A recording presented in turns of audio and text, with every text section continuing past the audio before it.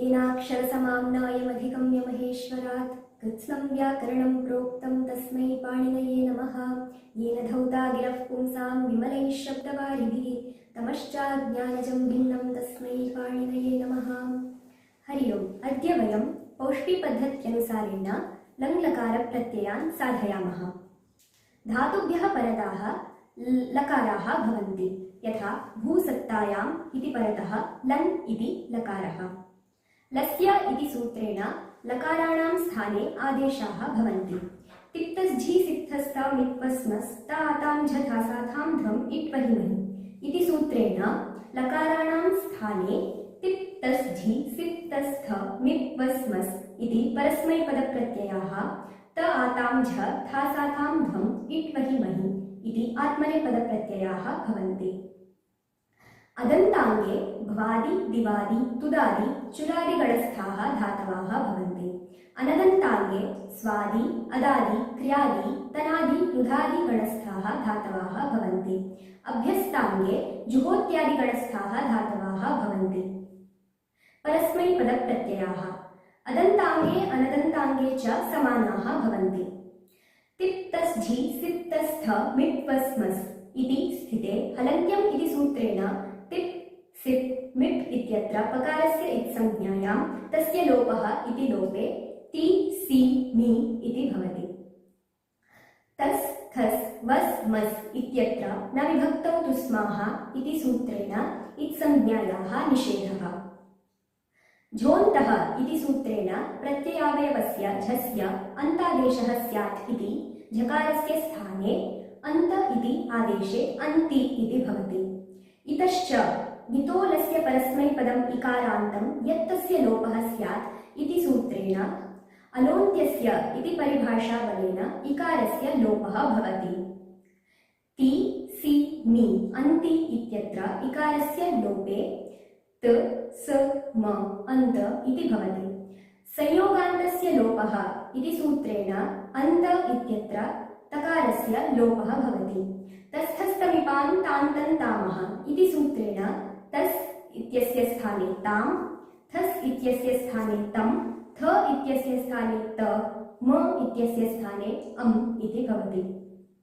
नित्यं नितः इति सूत्रेण निरुक्तमस्य सस्य लोपः स्यात् इति वस् मस् इत्यत्र सकारस्य लोपः भवति। मध्यमपुरुषे सकारस्य स्थाने ससजुषोरुः इति सूत्रेण ऋत्वे खरवसानयोः विसर्जनीयः इति सूत्रेण विसर्गे विसर्गः भवति। अधुना अभ्यस्ताङ्गम्। अत्र अभ्यस्ताङ्गेऽपि अदन्ताङ्गे यथा सूत्राणि भवन्ति तथैव भवन्ति, परन्तु झोन्तः इति सूत्रं बाधित्वा प्रथमपुरुषे बहुवचने सिजभ्यस्तविधिभ्यश्च इति सूत्रं प्रवर्तते। सिचः अभ्यस्तात् विवेश्च परस्य ङित् सम्बन्धिनः झेः जुस् स्यादिति झकारस्य स्थाने जुस् भवति। जुस् इत्यत्र चुटु इति सूत्रेण झकारस्य इत्संज्ञायां तस्य लोपः इति रूपे उस् इति भवति। उस् इत्यत्र सकारस्य ऋत्वविसर्गे उः इति भवति। अधुना आत्मनेपदप्रत्ययाः। अदन्ताङ्गम् त आतां झ थासाथां ध्वम् इट् वहि महि इति स्थिते हलन्त्यम् इति सूत्रेण इट् महि इत्यत्र टकारस्य नकारस्य च इत्संज्ञायां तस्य लोपः इति लोपे इ महि इति भवति। न विभक्तौ तुस्माः इति सूत्रेण आथाम् आथां ध्वम् थास् इत्यत्र तेषाम् इत्संज्ञायाः निषेधः भवति। झोन्तः इति सूत्रेण झस्य स्थाने अन्त इति आदेशः भवति। आतो ङितः इति सूत्रेण अतः परस्य ङिताम् आकारस्य इय आदेशः स्यात् इति आताम् आथाम् इत्यत्र आकारस्य इय इति आदेशः भवति।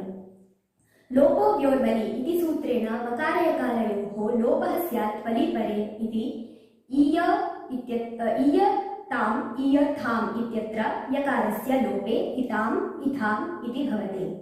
मध्यमपुरुषे एकवचने थास् इत्यत्र ससजुषोरुः इति सूत्रेण ऋत्वे खरवसानयोः विसर्जनीयः इति विसर्गे थाः इति भवति।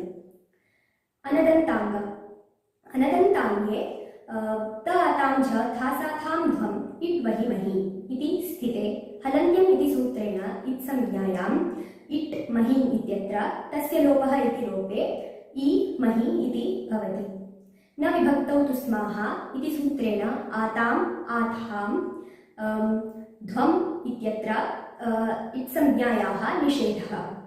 अत्र झोन्तः इति सूत्रं बाधित्वा आत्मनेपदेष्वनतः इति सूत्रं प्रवर्तते।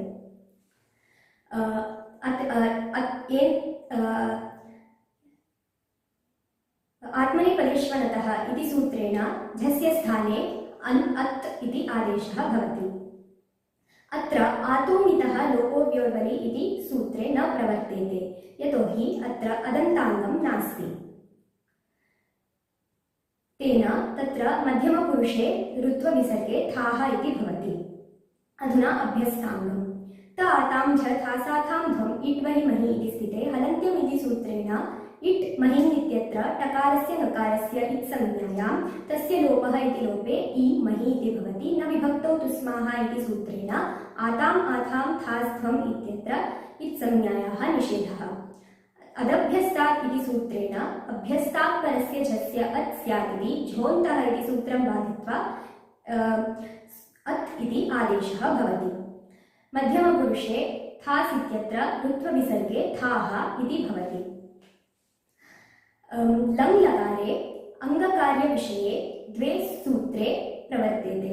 लुङ् लङ् लृङ् ष्वडुदात्तः इति सूत्रेण एषु परेषु अङ्गस्य अडागमः स्यात् स च उदात्तः। हलादिस्थः यदा धातुः भवति तस्य अट् आगमः भवति। आडजादीनाम् इति सूत्रेण अजादीनाम् आट् स्यात् इति अजादिधातोः आट् इति आगमः भवति। अधुना उदाहरणानि पश्यामः। परस्मैपदम् अदन्ताङ्गे भूसत्तायाम् इति धातुः परतः त इति प्रत्ययः। भ्वादिगणस्थः धातुः अस्ति इति कृत्वा कर्तरि शप् इति सूत्रेण शप् इति विकरणम्। शप् इत्यत्र अनुबन्धलोपे अ इति अवशिष्यते। भू अ त इति तत्र सार्वधातुकार्धधातुकयोः इति गुणे एवञ्च लुङ् लङ् लृङ् ष्वडुदात्तः इति सूत्रेण अडागमे अभवत् इति सिद्ध्यति। एवमेव अभवत् अभवताम् अभवन् अभवः अभवतम् अभवत अभवम् अभवाव अभवाम। अभ्यस्ताङ्गे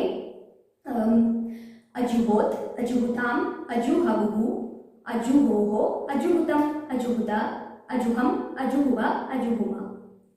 आत्मनेपदे एधवृद्धौ इति धातुः त इति प्रत्ययः। अत्र अजादिः धातुः अस्ति इति कारणेन आडजादीनाम् इति सूत्रेण आट् इति आगमः भवति। आटश्च इति वृद्धौ ऐधत इति रूपं सिद्ध्यति। ऐधत ऐधेताम् ऐधन्त ऐधेताः ऐधेथाम् ऐधध्वम् ऐधे ऐधावहि ऐधामहि। अनदन्ताङ्गे अतनुत अतन्वाताम् अतन्वत अतनुथाः अतन्वाथाम् अतनुध्वम् अतन्वि अतनुवहि अतनुमहि। अभ्यस्ताङ्गे अजिहीत् अजिहीत अजिहाताम् अजिहीत अजिहीताः अजिहाताम् अजिहीध्वम् अजिहि अजिहीवहि अजिहीमहि इति रूपाणि। धन्यवादः।